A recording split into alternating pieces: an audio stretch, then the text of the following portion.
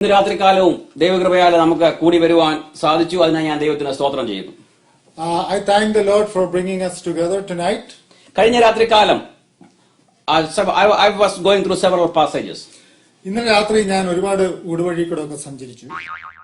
പല പല വചനഭാഗങ്ങൾ എന്റെ മുന്നിൽ കൂടി കടന്നുപോയെങ്കിലും ഒരു പ്രത്യേക വചനഭാഗം വന്നപ്പോൾ ഞാൻ അല്പം നിൽക്കുവാനിടയായി. There are so many passages came through my mind, but I stood at one passage. രാത്രി മുഴുവനും ഈ പുസ്തകത്തിന്റെ മുൻപിലായിരിക്കാൻ ദൈവം സഹായിച്ചു. Whole night I was in front of this book. എന്റെ ഇന്നത്തെ വിഷയം എന്ന് പറയുന്നത് പ്രവൃത്തിയില്ലാത്ത വിശ്വാസത്തെ കുറിച്ചാണ്. Amen. Today's my subject, dead faith. അതിനാധാരമായിട്ട് നമുക്ക് ഒരു വേദഭാഗം വായിക്കാം. James 2:14. For that document, let's read one portion. അവൻ പുറത്തോട്ടങ്ങാണ്ട് പോയി. അല്ല, ബൈബിളിൽ അത് പത്രോസിന്റെ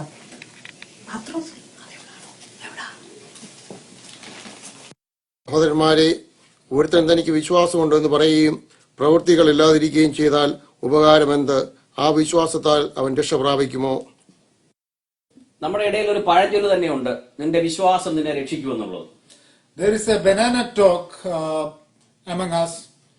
Your faith will save you. എന്നാൽ നമ്മുടെ ക്രിസ്തീയ വിശ്വാസം വസ്തുതയല്ല, മറിച്ച് ഒരു വ്യക്തിയിലാണ് അധിഷ്ഠിതമായിരിക്കുന്നത്. Our faith is not on property, it's on ourselves. ഒരിക്കൽ കേരളത്തിലുള്ള ഞങ്ങളുടെ അങ്കിളിന്റെ വീട്ടിൽ പോകുവാൻ എനിക്കിടയായി. Once upon a time I went to one of our uncle in Kerala.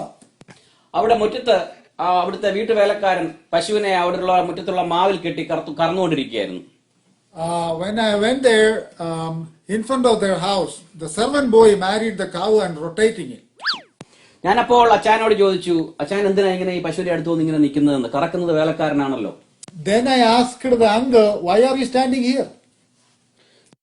ഞാനിവിടെ അടുത്ത് നിന്നില്ലെങ്കിൽ ഈ പശു ഇല്ലാത്ത ബഹളമെല്ലാം ഉണ്ടാകും.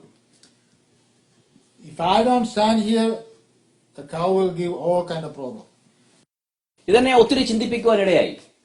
ആ പശുവിന്റെ ചിന്ത തന്റെ യജമാനൻ അടുത്തുള്ളപ്പോൾ തനിക്കൊരു ചുക്കും പേടിക്കാനുള്ള എന്നുള്ള പശുവിന്റെ വിശ്വാസം. This made me think a lot. When the master is by the cow don't have to worry about no dry ginger. തന്റെ യജമാനൻ അടുത്തുള്ളപ്പോൾ പശുവിന് എവിടെ കിടക്കുന്നതിനെ കുറിച്ച് ഭാരപ്പെടാനില്ല. The master is beside you. The cow don't have to worry about where he lay down. തന്റെ യജമാനൻ അടുത്തുള്ളപ്പോൾ എന്ത് തിന്നുമെന്നുള്ളതിനെ കുറിച്ച് പശുവിന് പേടിക്കാനില്ല. The master is beside it. The cow don't have to worry what he Yes, gonna Lord. eat. Hallelujah. The cow don't have to worry about any grass, any kind of grass what it eats. പശുവിന് ഒരു പുല്ലും വിഷയമില്ല. പ്രിയ ദൈവമക്കളെ, ഇന്ന് രാത്രികാലത്ത് എന്റെ message ഇതാണ്. നമ്മൾ ഈ പശുവിനേക്കാൾ എത്രയോ ശ്രേഷ്ഠന്മാർ. Amen. നമ്മള് യജമാനെ കുറിച്ച് നമുക്ക് ചിന്തയുണ്ടോ? അതെ. യജമാനെ അടുത്തുള്ളപ്പോൾ നമുക്കൊന്നും ഭയപ്പെടാനില്ല. നമ്മുടെ പ്രവൃത്തിയിൽ, നമ്മുടെ വിശ്വാസത്തിന്റെ ബഹുസ്ഫുരണം നമ്മുടെ പ്രവൃത്തിയിൽ വരട്ടെ. നമുക്ക് പ്രാർത്ഥിക്കാം.